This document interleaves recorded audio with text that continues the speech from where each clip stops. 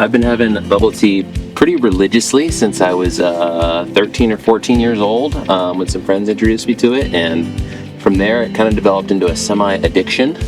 It is what I call the path to enlightenment.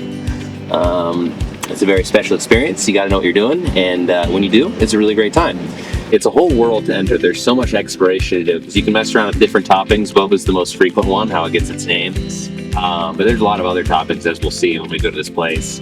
And I mean, you can go regular teas, you can go kind of fruity teas, you can go milk teas, which is kind of classic. It's what I'll be doing here shortly. When I first got into it, though, I even tried what they call like slushes, which is more of like a sweet treat drink, honestly. It's not exactly a milkshake, it's not exactly a smoothie, it's kind of somewhere in between.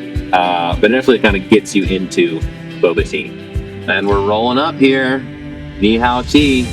Hello to you, my tea darling. I've actually done one of these videos before, and I had my friend Eric White try bubble tea. He was actually a fan. He's not into Asian food generally, or much of any food other than like burgers and chicken tenders, basically, children's food. But we got him to like bubble tea, so I'm pretty hopeful for you as well. But we already have to like, whoa, this is the whole world, what do I do? But milk teas are normally your most common. There's lots of different types of those. It's usually like a black tea, green tea, or oolong tea, and then you usually add milk to it, dairy or non-dairy, either one. And then you got your flavors like your Thai, your taro, tiramisu, brown sugar, that type of thing. And then there's fresh milk, which is with real milk. I've never seen these cheesecake smoothies. That's a new thing. Bubble tea's always, changing. Then you got your slushes over there. You might start Kyle with one of those because he's new to this world. We got the fruit teas all the way over on the right. We have fresh taro, which is super exciting to me because fresh taro is my favorite type of bubble tea, and you can't find it everywhere. And then cream cheese is also a new thing that they do here. They're like cheese foam tops that are kind of common, but cream cheese is a new thing for me. And then you got your toppings. You got toppings. You can also customize your sweetness, your ice, all that stuff. I usually go light sweet or even no sweetness, regular ice.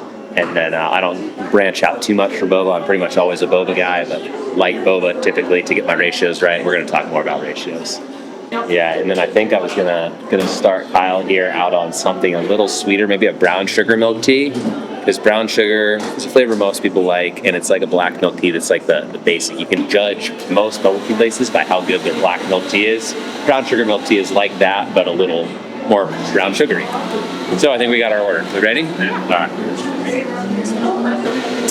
Large brown sugar milk tea. Yeah. So I do that with half sweet and with boba. A passion fruit tea with lychee. Have jelly or yeah, the jelly piece. maybe for large? Let's do a large. Do you want light sweetness or? Yeah, we'll go 50% on that one. And then I'll do a large fresh taro milk tea. And I'll go. Can you do no sugar on that, or is the taro the sweetness? We can do no sugar, but it's still gonna be sweet. Perfect. Yeah, we'll do the no sugar, and I'll do boba, but I go light on the boba. Do you want the taro paste in it? Yes, sure do. Anything else? That'll do it.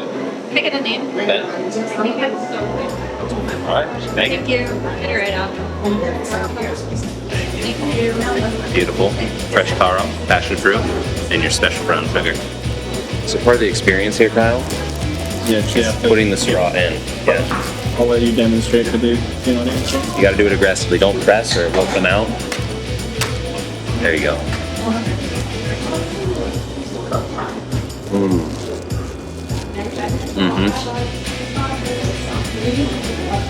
That's perfect. That's so delicious. Wow. All right, Kyle. First impressions. Yeah, make it all go. Yeah. You get one yet? Oh, chewing on it. He looks like a pro. I feel like he's done this before. I've not done it before, but that was really good.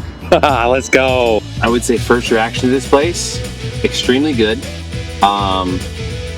If I was to critique anything, I would say with my fresh taro, I like it a little more grainy. I like a little more shavings in it, but fresh taro that's really, really good is honestly very hard to find.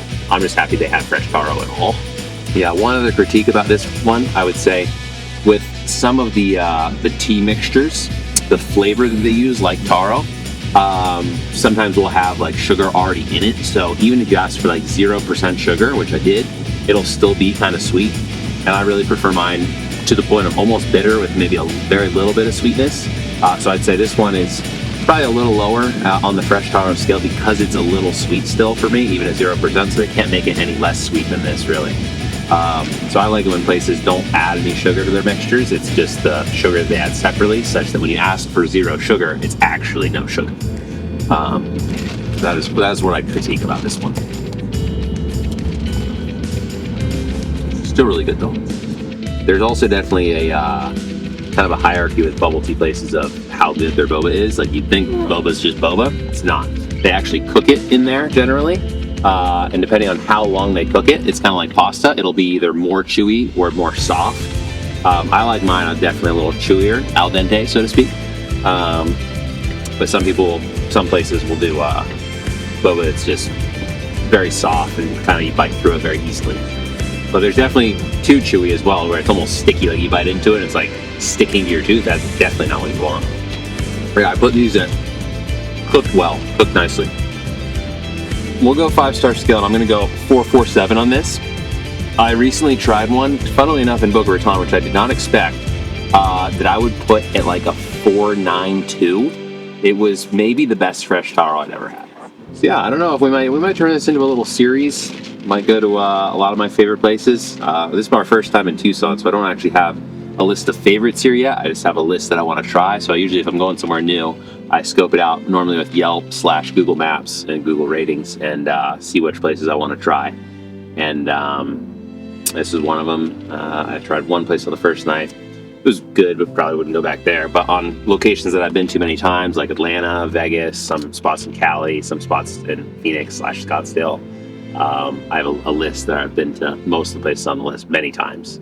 So if this does turn into a series, then we're going to go to some of my favorite spots, and maybe eventually I'll just start sending out the Yelp list so that people that go to these tournaments have some solid spots. Just don't overflow my spots, okay?